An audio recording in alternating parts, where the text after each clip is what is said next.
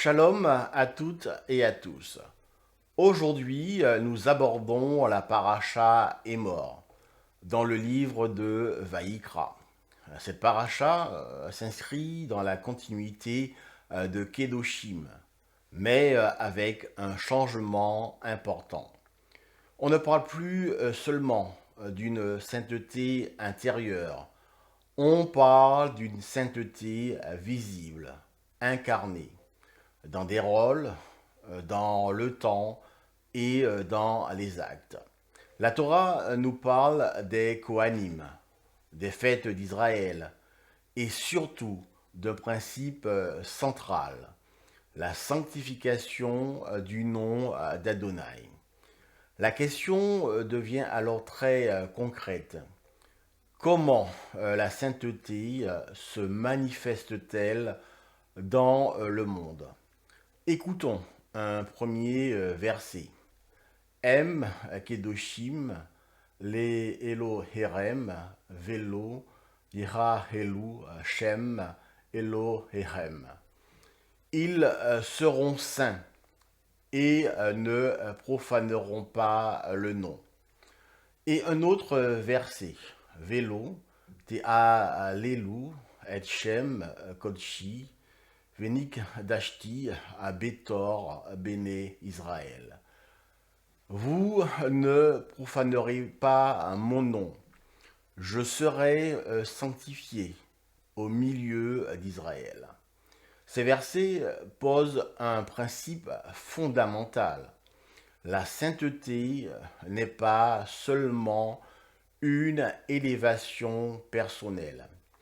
Elle est une responsabilité visible.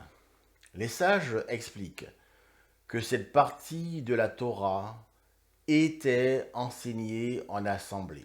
Pourquoi? Parce que cela concerne toute la société.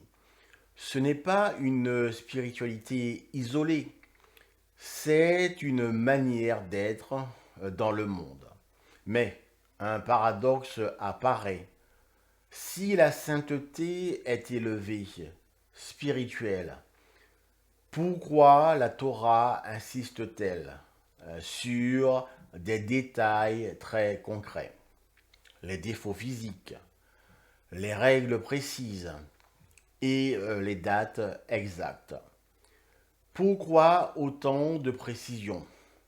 Prenons un exemple. Un Kohen avec un défaut ne peut pas officier. Cela semble technique, secondaire, mais en réalité, ce détail devient central. La Torah nous enseigne que la sainteté ne peut pas rester abstraite. Elle doit se voir. Ce que tu es intérieurement doit apparaître extérieurement. C'est ici que la notion de Kiddush Hachem apparaît. Sanctifier le nom d'Adonai, ce n'est pas seulement accomplir des mitzvot, c'est vivre avec cohérence. À ce sujet, Rashi explique sur le verset Venik dashti Bétor Béné Israël que la sanctification du nom peut aller jusqu'au don de soi. Mais il faut comprendre, cela ne concerne pas seulement des situations extrêmes. Autrement dit, sanctifier le nom d'Adonai, c'est vivre d'une manière qui rend sa présence visible. Et inversement, profaner le nom, ce n'est pas forcément un acte spectaculaire. C'est parfois une incohérence, un comportement banal mais visible.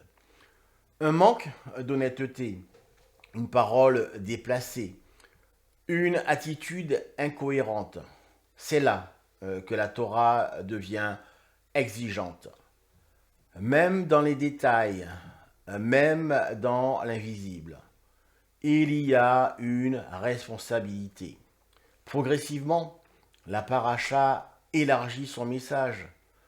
On passe du Cohen à tout le peuple, du temple à la société, du rituel à la vie quotidienne. Chaque personne devient porteur du nom d'Adonai. Et cela change tout.